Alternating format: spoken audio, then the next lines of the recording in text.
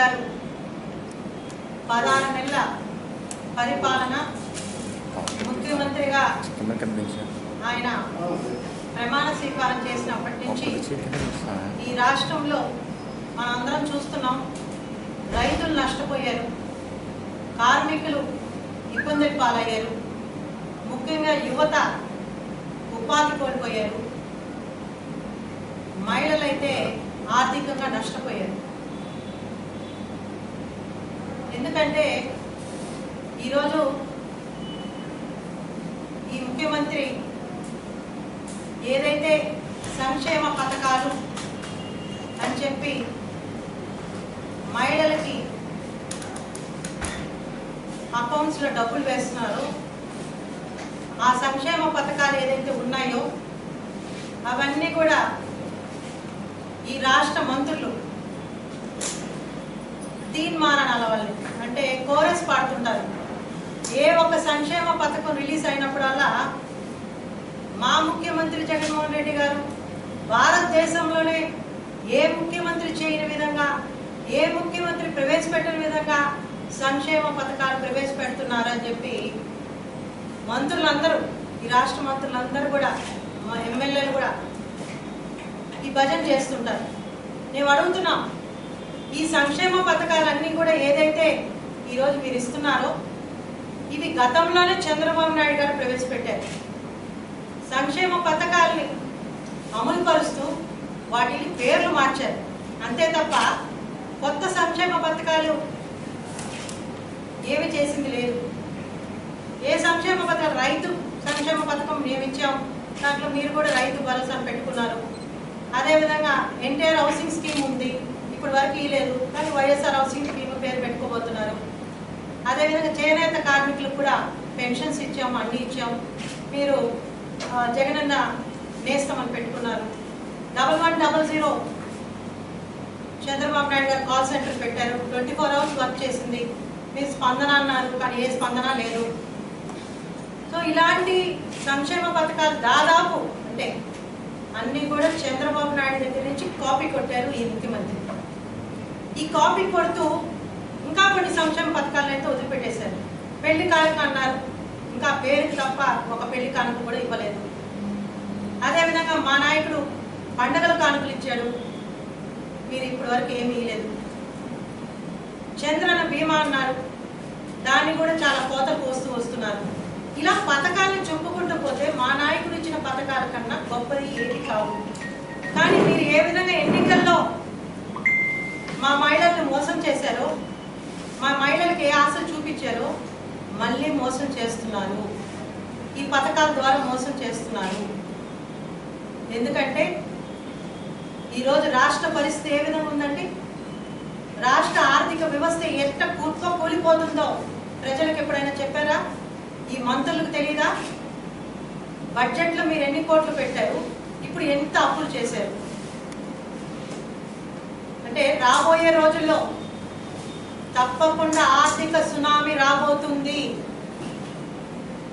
ఇది ఎవరి మీద పడబోతుంది? ఈ భారం దాదాపు జిఎస్టిపి పడిపోయింది రాష్ట్రంలో. అదేవిధంగా 2019లో 2,59,00,000 అప్పు ఉంది ఆ రోజు, ఈయన ముఖ్యమంత్రి కాకముందు. ఈరోజు 3,40,00,000 అప్పు ఉంది. అంటే 1.5 సంవత్సరంలో 90 కోట్ల అప్పు ఈ రాష్ట్రం మీద ఉంది. ఇది ఎవరు కట్టబోతారు? ఈ అప్పు ఏ విధంగా తీర్చబోతున్నారు? ఈ అప్పు ఎవరు భరించాలి? ఏమన్నా జగన్మోహన్ రెడ్డి గారు ఖజానా నుంచి తీసుకురాబోతారా? లేదే, మళ్ళీ ఆ ప్రజల మీదే ఆ భారం పడబోతుంది. ఏదైతే ఇప్పటికే 1.5 సంవత్సరానికి 90 కోట్లు అప్పులు ఉన్నాయో అవి ప్రజల మీద భారం పడుతుంది. ఎందుకంటే ఇప్పటికే ప్రజల మీద భారం వేశారు. ఆల్రెడీ ఈ 90 కోట్ల అప్పులు చేసిన వ్యక్తి, అదేవిధంగా సంక్షేమ పథకాలను పూచి చూపించే వ్యక్తి కనీసం ఏ విధమైన సంపద పెంచారు ఈ రాష్ట్రంలో, ఏ విధంగా ఫైనాన్షియల్ రిసోర్సెస్ కల్పించారు ఈ అప్పులు తీర్చడానికి? ఎక్కడైనా పరిశ్రమలు తీసుకొచ్చారా? ఏమైనా ఇండస్ట్రీస్ ఉన్నాయా? ఏమైనా అభివృద్ధి కార్యక్రమాలు ఉన్నాయా? ఏ విధంగా అప్పు తీర్చబోతున్నారు? ఇది చెప్పాల్సిన బాధ్యత ముఖ్యమంత్రి గారికి, మంత్రులకు లేదా అని అడుగుతున్నాం. ఎంతసేపు మా భారతదేశంలో మా జగన్మోహన్ రెడ్డి గారు, భారతదేశంలో జగన్మోహన్ రెడ్డి గారు, భారతదేశంలో ఇలాంటి ముఖ్యమంత్రి లేడు అని నేను చెప్తున్నాం. ఈరోజు ప్రజలకు ఒకవైపు ఒక చేతికుండా సంక్షేమ పథకాలు మేము కాకపోతే ఎవరు లేరు, మా గొప్పలని చెప్పుకుంటూ డబ్బులు ఖాతాలో వేస్తూ మళ్ళీ మా మహిళల్ని మోసం చేస్తున్నారు. ఇంకో చేత ఏం చేస్తున్నారండి? కరెంట్ రేట్లు పెంచారు. అదేమంటే కరోనాలో మీరు ఇంట్లో ఉండబట్టి కరెంట్ రేట్లు పెరిగినాయి అన్నారు. ఇప్పుడు అందరు ఎవరి ఇంట్లో లేరు, అందరు బయట పనులు చేస్తున్నారు, బయట తిరుగుతున్నారు. కానీ ఈ రోజుకి కూడా 200, 300 వచ్చే కరెంట్ బిల్స్ అన్ని కూడా దాదాపు 1500, 2000 వస్తుంది. అదేమంటే A grade, B grade, D grade, C grade చేసామని చెప్తున్నారు. ఇది ప్రజల మీద భారం వేసినట్టు కాదా అని మేము అడుగుతున్నాం. అదేవిధంగా నిత్యావసర ధరలు పెంచారు. మనందరికీ తెలుసు, సంవత్సరం ముందు అంటే మహిళలకు మాకందరికీ తెలుసు, ఇక్కడ ఉన్న వాళ్ళందరికీ కూడా తెలుసు, మగవాళ్ళకు కూడా తెలుసు. ఎందుకంటే వాళ్ళ బడ్జెట్లో పెరిగింది. ఈరోజు మహిళలకు డబ్బులు ఇవ్వాలంటే కందిపప్పు 80 రూపాయలు ఉండింది, 70 రూపాయలు ఉండింది ఒక సంవత్సరం ముందు. ఈరోజు 120 రూపాయలు కిలో కందిపప్పు. మినప్పప్పు 75 రూపాయలు ఉండింది, ఈరోజు 110 రూపాయలు ఉంది. అదేవిధంగా ఎండుమిర్చి 150 రూపాయలు ఉండింది సంవత్సరం ముందు, ఈరోజు కొనాలంటే 250 కిలో. చింతపండు రేట్లు పెరిగినాయి. ఉల్లిపాయలు, ఎర్రగడ్డలు అంటే ప్రతి ఒక్క పేద ఇంట్లో కూడా ఉల్లిపాయలు అనేది అవసరం.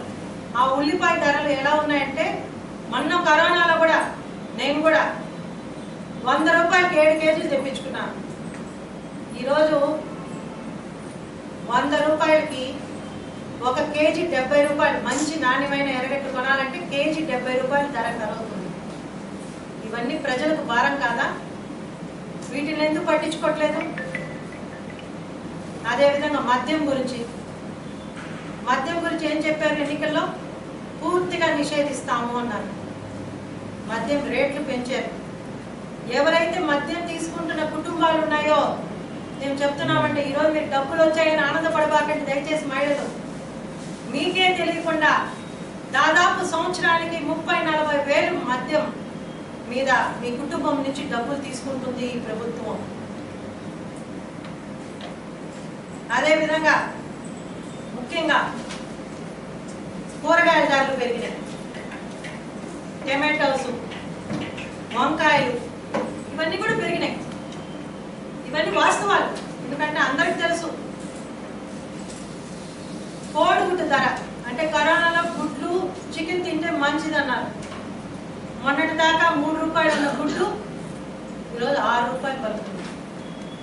అంటే గుడ్డు తినే పరిస్థితి కూడా లేదు పేదవాళ్ళకి. ఈరోజు చికెన్ 300 పెరుగుతుంది. 1 కిలో కొనాలంటే 300 దాకా రేట్లు ఉన్నాయి. సో ఇవన్నీ కూడా భారాలు తెలియకుండా అంటే చెప్తారు, ఇచ్చానమ్మా వాయనం, పుచ్చుకుంటున్నానమ్మా వాయనం అన్నట్టుంది ఈ జగన్మోహన్ రెడ్డి గారి పరిపాలన. మహిళలకు ఒక చేత్తో ఇస్తూనే మళ్ళీ ఆ మహిళల బడ్జెట్లో నుంచే వాటిని కోతకు వస్తున్నారు. అదేవిధంగా ఆర్టీసీ బస్ ఛార్జీలు పెరిగాయి. Stamp duties, revenue stamp duties పెరిగాయి. సో ఇంకా ఈ ఇచ్చిన వాయినాన్ని మళ్ళీ తిరిగి తీసుకునే పరిస్థితిలో ఈ రాష్ట్ర ప్రభుత్వం ఉంది. అంటే వాళ్ళకి ఎక్కడ ఈ సంపద ఉంటుంది, ఏ విధంగా ఈ అప్పులు తీర్చుకోవాలా, ఏ విధంగా మనం కంపెనీస్ని తీసుకురావాలంటే ఉన్న పరిశ్రమలు తరివేశారు. ఇంకా వచ్చే పరిశ్రమలు తీసుకొచ్చానా సంపదను పెంచుకోవాలా, కానీ దాని మీద ఆలోచన లేదు. ఈ ముఖ్యమంత్రికి లేదు, ఈ మంత్రులకి లేదు. ఎంతసేపటికి మేము కాబట్టి మహిళలకు ఇంత డబ్బులు ఇచ్చామంటున్నారు. సో ఈ పరిస్థితి ఈ రాష్ట్రంలో ఉంది. ఇంకా రాబోయే రోజుల్లో ఇంకా కూడా మనం ఆర్థిక సంక్షోభంలో నలిగిపోబోతున్నాం. ఇప్పటికైనా మేలుకోండి.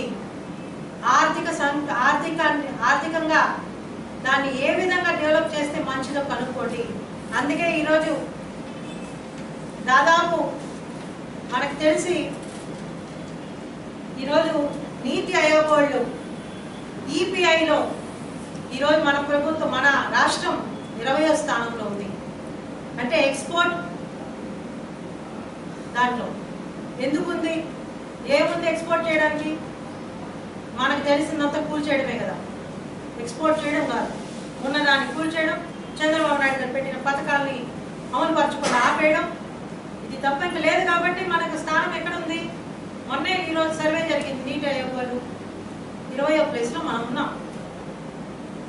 ఇది ఎంత దారుణం!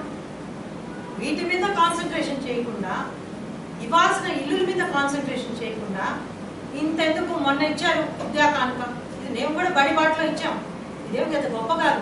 దాంట్లో ఎక్స్ట్రాగా మీరు ఇచ్చింది ఏంటి? టెక్స్ట్ బుక్లు, మీ బ్లూ కలర్తో మీ రంగులతో బెల్ట్. అంటే ఎక్కడైనా చిన్నపిల్లలు తప్పిపోతే, నాకు తెలిసి నేను కూడా స్కూల్లో చదువుకున్నాం, బెల్ట్ వేసుకుంటే ఆ స్కూల్ అడ్రస్ ఉంటుంది, పిల్లవాడి పేర్లు ఉంటాయి. కానీ ఈరోజు అడ్రస్ లేదు, జగన్ అన్న బెల్ట్ ఉంది. అంటే ఏమైనా పిల్లలు తప్పిపోతే జగన్ ఇంటికి అడగాల. అది ఈరోజు పరిస్థితి. ఇంతటి ప్రేమ ఆ పిల్లల మీద ఉంటే చంద్రబాబు నాయుడు గారు దాదాపు 1000 సైకిళ్ళు ఇచ్చారు. కొన్ని సైకిళ్ళు మొన్న ఎలక్షన్ వచ్చేటప్పటికే ఇవ్వలేకపోతే ఈరోజు అవన్నీ గోడౌన్లో ఉన్నాయి. మీరు నిజంగా పిల్లల మీద ప్రేమ ఉంటే అవి తుప్పు పట్టుకోకుండా, అవి కూడా ప్రజాధనంతో కొనిందే కదా, వాటిని ఎందుకు ఇవ్వలేదు? అంటే వాళ్ళ సంక్షేమ పథకాలు అలా ఉంటాయి. వాటిని తుప్పు పట్టించేశారు, వాటిని బయటికి తీరు. ఎందుకంటే అది చంద్రబాబు నాయుడు గారి పథకం. పెట్టిందంతా చంద్రబాబు నాయుడు పథకాలే, పేర్లు మార్చుకున్నారు. కానీ మేము ఒకటే కోరుకుంటున్నాం, మేము ఇది ప్రజలకే చెప్తున్నాం, ముఖ్యంగా మా మహిళలకు చెప్తున్నాం. ఎందుకంటే పాపం మాకు కూడా ఒక 10 రూపాయలు ఉన్నట్టుండి వచ్చిందంటే చాలా సంతోషపడిపోతా. కానీ నేను బడ్జెట్ చూసుకునేటప్పుడు అది ఎట్లా ఖర్చు అవుతుందని తెలుసుకోవాలి మనం. అలా ఈరోజు ప్రతి ఒక్కరికి, అంటే మగవాళ్ళకి తెలుసు, వాళ్ళు ఒక అమౌంట్ ఇస్తారు మహిళలకి, ఈ నెల ఇంత ఖర్చు పెట్టుకొని. తప్పకుండా మీరు ఒక్కసారి మీ ఇంట్లో బడ్జెట్ చూసుకోండి, మీరు ఏమేమి ఖర్చు పెడుతున్నారో రాసుకోండి. ఖచ్చితంగా ఈ ప్రభుత్వంలో గతంలో కన్నా బడ్జెట్ పెరిగింది ఇంట్లో ఒక ఆడ మనిషికి.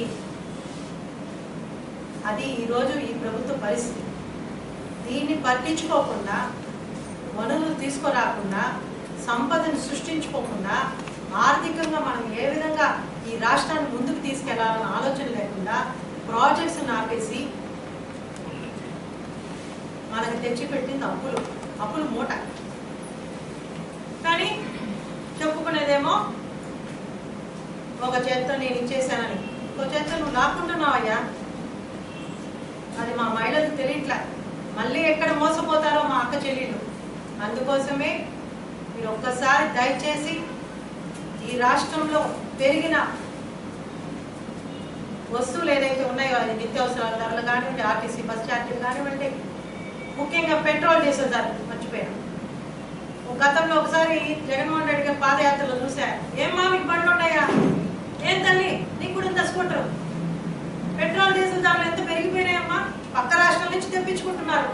అది ఈ చంద్రబాబు నాయుడు ప్రభుత్వం అన్నారు. ఇప్పుడండి చెన్నైలో పోయి చూస్తే 3 రూపాయలు, మన రాష్ట్రానికి వచ్చేటప్పటికి 3 రూపాయలు పెరిగింది.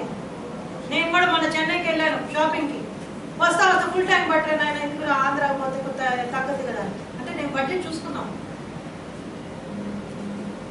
ఈరోజు ప్రతి ఇంటికి ఒక వెహికల్ ఉంది. డీజిల్ పెట్రోల్ ధరలు పెరిగిపోయినాయి. తెలంగాణలో కూడా చూసుకోండి, ఇటు చెన్నైలో చూసుకోండి, మన రాష్ట్రాల పక్కన ఉండే బార్డర్స్లో. మనకెందుకు అంత రేట్ ఉంది? అంత సెస్ ఎందుకు వేశారు? ఇవన్నీ మీరు లాక్కోవడం కాదా? ఇది జగన్మోహన్ రెడ్డి గారి ప్రభుత్వం. ఇంకా ఆటో కార్మికులకైతే నాకైతే అర్థం కావట్లేదు. 10,000 ఇచ్చేసాను అని చెప్తున్నారు. ఒక్కొక్క ఆటో వాళ్ళు ఏం తిరుగుతున్నారండి. ఏంటంటే 10,000 ఇచ్చేది 10 సార్లు మా మీద ఫైన్ రాస్తున్నారు. అటు పోదామంటే క్లిక్, అటు పోదామంటే క్లిక్, వెంటనే మా ఇంటికి వచ్చేస్తుంది బిల్లు. సో దీన్ని బట్టి చూస్తే వాళ్ళకి ఇచ్చిన 10,000 కాదు, నెలకి దాదాపు వాళ్ళకి సంవత్సరానికి వాళ్ళు 30-40 వేలు గవర్నమెంట్ కడుతున్నారు ఫైన్ రూపాయలు. సో ఇంత పరిస్థితిని పెట్టుకొని మీరు ఎలా గొప్పగా మాట్లాడుకుంటారు? మీ మంత్రులు ఎలా గొప్పగా చెప్పుకుంటారు ఈ విషయాల్ని? అభివృద్ధి శూన్యం, సంక్షేమ పథకాలు ఒకవైపు ఇస్తూనే ఒకవైపు లాక్కుంటుంది. ఏ విధంగా జగన్మోహన్ రెడ్డి గారిని భారతదేశంలోనే ఏ ముఖ్యమంత్రి లేని విధంగా పరిపాలన ఉందని చెప్తున్నారు. కాబట్టి దయచేసి ఇకనైనా ఈ ప్రభుత్వంలో, నాకు తెలిసి మారడు ముఖ్యమంత్రి అయితే, ఆయన మొండి వైఖరి అయిందే, ప్రజలు ఎంత నష్టపోయినా పర్వాలేదు నేను అనుకుంటే చేస్తా అనే ముఖ్యమంత్రి ఉండడం మన దురదృష్టకరం. అయినా ప్రజలు జాగ్రత్త వహించాల్సిన అవసరం ఉంది.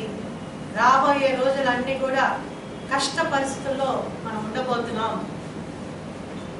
అప్పులు పాలవబోతున్నాం, ఈ రాష్ట్రం అప్పులు ఊబిలో చిక్కుకోబోతుంది. కాబట్టి మీరు మీ బడ్జెట్ని జాగ్రత్తగా ఖర్చు పెట్టుకోవాలని చెప్పి నేను ప్రజలు కోరుకుంటున్నాం. ముఖ్యమంత్రి అయితే మారదు, మాకు తెలుసు, ఖచ్చితంగా ఆయన మనస్తత్వం మారదు. ఇలాంటి బాధలు కష్టాలు ఎన్ని ఉన్నా కూడా ఆ కోరస్ పాడేవాళ్ళు ఉన్నారు కాబట్టి ఆ మంత్రులు ఎమ్మెల్యేలు అదే నమ్ముతారు. కాబట్టి ఇకనైనా ఈ ప్రభుత్వం మారాలని కోరుకుంటున్నాం. భగవంతుడి దయ వల్ల జగన్మోహన్ రెడ్డి బుద్ధి మారాలి.